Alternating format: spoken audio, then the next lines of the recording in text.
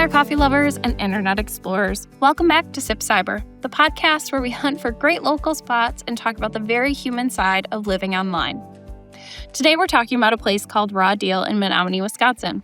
And while this episode features a coffee shop, the reason we're here today has been sitting really heavy with me for a few days. I know we've talked about TikTok before on this podcast.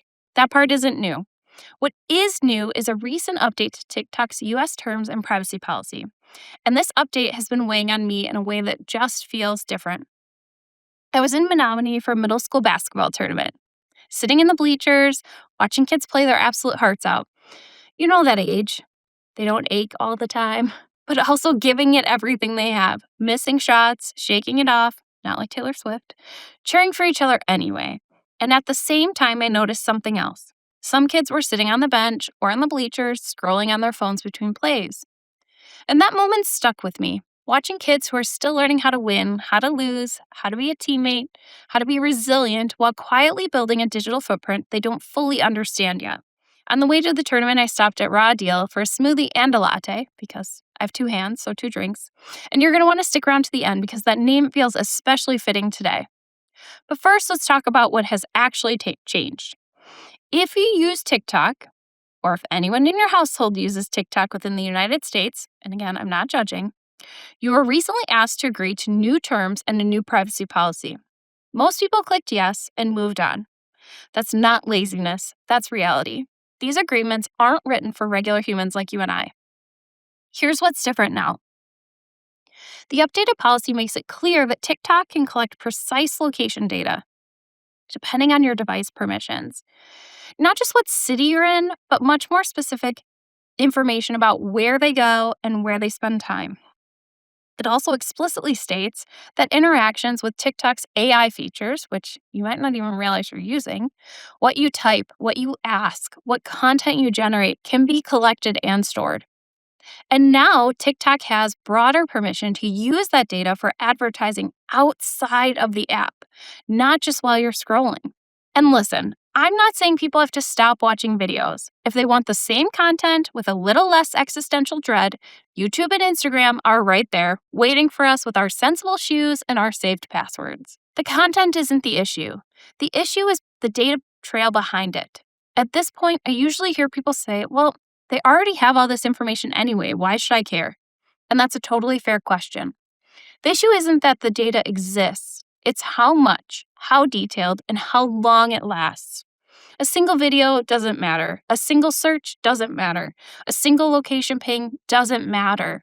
But over time, those moments turn into patterns.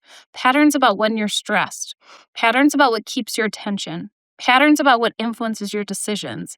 And once those patterns exist, they don't just sit there. They're used to shape what you see next, what gets prioritized in your feed, what ads follow you, and what messages reach you when you're tired or not paying close attention. That's true for adults.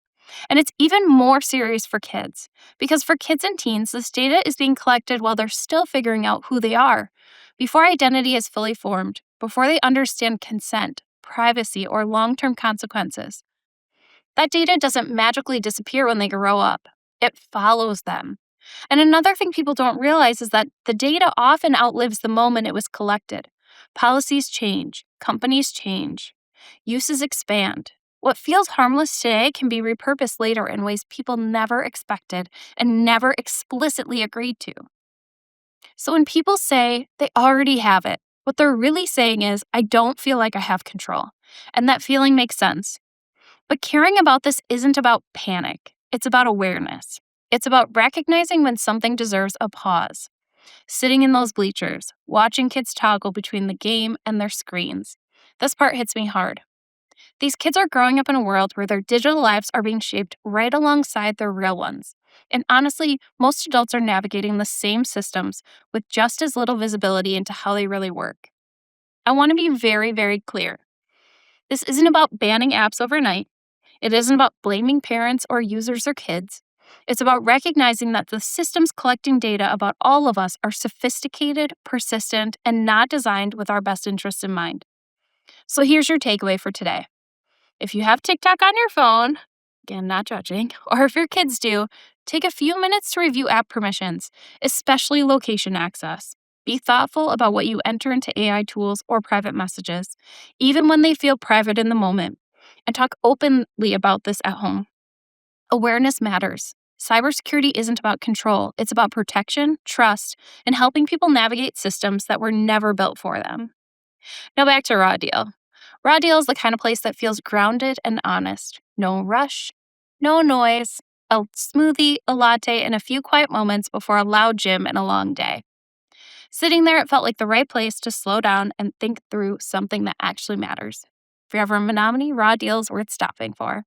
And if today's episode made you look at TikTok, whether it's on your own kid's phone or your own, a little differently, that's exactly why I wanted to talk about this.